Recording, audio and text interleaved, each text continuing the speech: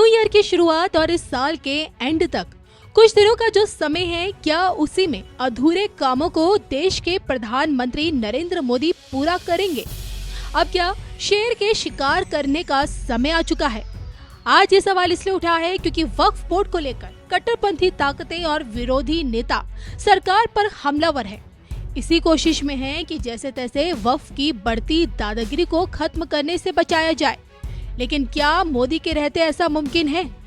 2047 की तस्वीर दिखा चुके पीएम मोदी के दिमाग में आत्मनिर्भर भारत को लेकर न जाने कितने प्लान्स हैं, जिन्हें समय रहते पूरा करना जनता से किया गया उनका सबसे बड़ा कमिटमेंट है। आजाद भारत में जन्मे पहले प्रधानमंत्री नरेंद्र मोदी पिछले 10 सालों में ऐसे कई साहसिक फैसले लिए जिससे विश्व पटल पर भारत की एक नई छवि उभरी।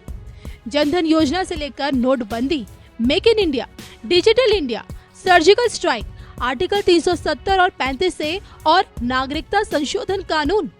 इसी कड़ी में 5 कार्य ऐसे हैं जिनका श्री गणेश देश के कर्मशील प्रधानमंत्री के हाथों होना है, क्योंकि तीसरी बार सत्ता में आते ही पीएम मोदी ने क्रांतिकारी फैसलों से एक नया अध्याय लिखने की गारंटी दी थी और अब क्या यही गारंटी पूरा करने का समय आया है?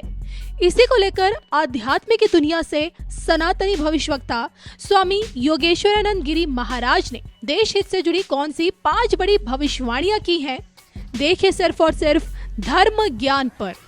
इस वक्त तो अगर देखा जाए तो हिंदू राष्ट्र में उनके खुद की जमीनें खतरे में है। आपको वक्फ बोर्ड की कितनी जमीन जायदाद पूरे हमारे देश में फैली हुई है, इससे पूरी दुनिया परिचित है। और आप जब मोदी जी उन ताकत को खत्म करने की कोशिश कर रहे हैं तो ओवैसी, मदनी और जाकिर नायक, इंडोनेशिया में बैठा जाकिर नायक इस बात का भारत के हिंदुओं को उकसाने की कोशिश कर रहा है।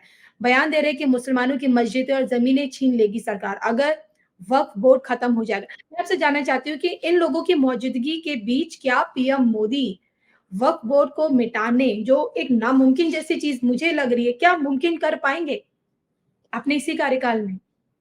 370 कभी आप जैसे ही पत्रकार नामुमकिन मानते थे। शेख अब्दुल्ला की वीडियोस अभी भी यूट्यूब पे हैं कि ये नामुमकिन है, ये मिटाना। मिट गया ना 370। और जुडिशियल, जैसे आईएएस इंडियन एडमिनिस्ट्रेटिव सर्विस है, ऐसे जुडिशियल सर्विसेज का एक बिल पास हुआ था पार्लियामेंट को, अगर आपको याद हो 2014 का।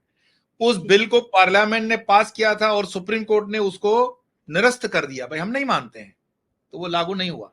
ऐसे वक्फ बोर्ड का बिल जो है वो कॉन्स्टिट्यूशन का हिस्सा नहीं है, वो तो इंदिरा सरकार या कांग्रेस सरकार की खुराफाती है।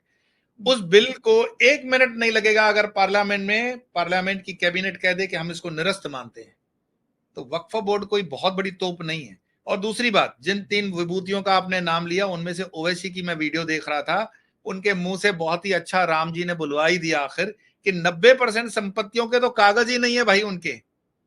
और दूसरी बात, अगर वक्फ बोर्ड के पास इतनी संपत्ति है तो हिंदुस्तान का मुसलमान इतनी गुर्बत में क्यों जी रहा है, इतनी गरीबी में क्यों जी रहा है, इतनी मायूसी में क्यों जी रहा है?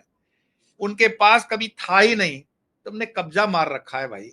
तुमने बिल्कुल गैर कानूनी रूप से जो चीजें हैं ना, 2-2 हजार साल के मंदिरों की भूमि को भी अपने वक्फ बोर्ड में दिखा दिया, तो ऐसे दिखाने से नहीं होता है। तो वक्फ बोर्ड का कानून निरस्त करने में 2 मिनट लगेंगे, असंभव कुछ भी नहीं होता है, सब संभव है। 370 हट सकता है तो संभव है, राम जी का मंदिर बन सकता है, संभव है। वक्फ बोर्ड का मात्र 5 मिनट का काम है, हो जाएगा। इच्छा शक्ति होनी चाहिए राजनीति की, हो जाएगा। चलिए, इसी इच्छा शक्ति को लेके अभी हाल फिलहाल में मोदी जी का जो अमेरिकी दौरा है वो भी चर्चा में है और उन्होंने न्यूयॉर्क की धरती से एक बहुत बड़ा बयान दिया। उन्होंने कहा कि वो अपने इसे तीसरे टर्म में हम बहुत बड़े लक्ष्य साधने हैं हमें, और हमें 3 गुना ताकत और 3 गुना और गति के साथ आगे बढ़ना है। तो वो जिस रफ्तार की बात कर रहे हैं उसी रफ्तार से मैं आपसे जानना चाहूंगी 5 ऐसे कार्य, 5 ऐसी चीजें जो आपको लगता है कि उन्हें मोदी जी को अपने इसी तीसरे कार्यकाल में अंजाम तक पहुंचाना बहुत जरूरी है, जो अब तक आपने चीजों को देखा है, परखा है, उसको देखते हुए। हम मोदी जी को बहुत जो जानते हैं क्लोज से, मैं तो गुजरात से हूं, हमने उनके मुख्यमंत्री का कार्यकाल भी देखा है, उनके कार्य करने की शैली भी देखी है और उनके 2 टर्म प्राइम मिनिस्टर की भी देखे हैं। तो हम उनके लिए सिर्फ 5 कार्य ही क्यों निर्धारित कर रहे हैं? मैं कह रहा हूं आपको, नवंबर दिसंबर तक कोई कारण से मोदी जी शांत रहेंगे। आप ये डेट नोट कर लीजिएगा, दिसंबर के बाद, ये जो सितंबर चल रहा है, अक्टूबर नवंबर हो जाके दिसंबर के बाद मोदी जी के तेवर अलग हो जाएंगे और मार्च आने तक तो आप देखेंगे कि जो कार्यकाल में वो काम नहीं कर पाए हैं उनसे डबल गति से वो ही कर लेंगे। 5 नहीं, सारे कार्य होंगे। उनकी नीति होती है कि मैं आपको ऑप्शन देता हूं, मान जाओ तो अच्छा है, नहीं मानोगे तो मैं करके ही दिखा दूंगा। कश्मीर के लिए भी उन्होंने उसी तरह का व्यवहार रखा, राम मंदिर के लिए भी उन्होंने व्यवहार रखा और आपने देखा उसका निर्णय आया। मोदी जी जो हैं वो निर्णयों में मानते हैं, क्रियान्वित करते हुए कार्यों में मानते हैं और वो 5 नहीं 50 कार्य ऐसे करेंगे जो 75 साल के इतिहास में नहीं हुए और वो करके ही रहेंगे, करना ही है उनको। इसके लिए ही तो वो आए हुए हैं। लेकिन 5 ऐसी चीज़ें जो आपको लगता है कि अब होकर ही रहेंगी देश में, भारत में, जिसमें अगर हम वक्फ बोर्ड को पहले नंबर पे ले लें?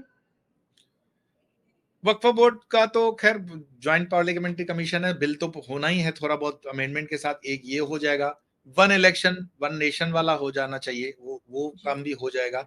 साथ साथ में टैक्सेशन को लेकर के की जो अमेंडमेंट्स हैं बहुत अच्छी, जीएसटी को लेकर के भारत देश की इसमें स्पष्ट नीति वो आ जाएगी। भारत डिफेंस के अंदर जो हमारी डिपेंडेंसी थी वो तो खत्म हो गई। एक्सपोर्ट्स के अंदर भारत की इस इंडस्ट्री में एम्प्लॉयमेंट बहुत जबरदस्त बढ़ने वाला है, स्पेशली इंजीनियरिंग लेवल से जो हम डिफेंस इक्विपमेंट्स बना रहे हैं एक्सपोर्ट क्वालिटी के, वो बनेंगे। पांच जो आप 5 में बता रहे हो, भारत लीड करने में यूनाइटेड नेशंस के अंदर बहुत अग्रसर होकर के इसको करेगा। और साथ साथ में जो अभी दृष्टि बदल रही है विश्व की, उसमें भी भारत का जो रोल है, क्योंकि एक जवाबदारी वाला रोल है, वो अंतरराष्ट्रीय लेवल पे भी मोदी जी उसमें अपना रोल निभाएंगे ही। साथ साथ में उनको जो एक काम करना और पड़ेगा, बीजेपी के इंटरनल सिस्टम को दुरुस्त करना। और जी। जो थोड़ा बहुत मैं कहूंगा कि बीजेपी के अंदर कैडर में भी जो करप्शन आ गया है, उसके लिए उनको थोड़ा सा जवाबदारी से देखना होगा, काम करना होगा और वो करेंगे भी। मैं बता रहा हूं, 1 डेढ़ महीना एक ज्योतिष की भविष्यवाणी के आधार पे भी मैं कहूं, शायद उनको ये सूचना या ये जानकारी दी गई थी कि आप नवंबर तक कुछ चीजों को पेंडिंग रखिए, नवंबर दिसंबर तक पेंडिंग रखिए, क्योंकि ये समीकरण ग्रहों के ठीक नहीं है और देश के अंदर आप देख रहे थे जो माहौल बन रहा था वो अच्छा नहीं था। विपक्ष का नेता जा जाके बाहर विदेशों में भारत के खिलाफ बयानबाजी कर रहा था, तो वो चीजें बरकाने के लिए बहुत ज्यादा थी। लेकिन मोदी जी दिसंबर के बाद काफी प्रोमिनेंट चीजों को तो पहले कर ही लेंगे और बाकी वाली भी हो जाएगी। बिल्कुल।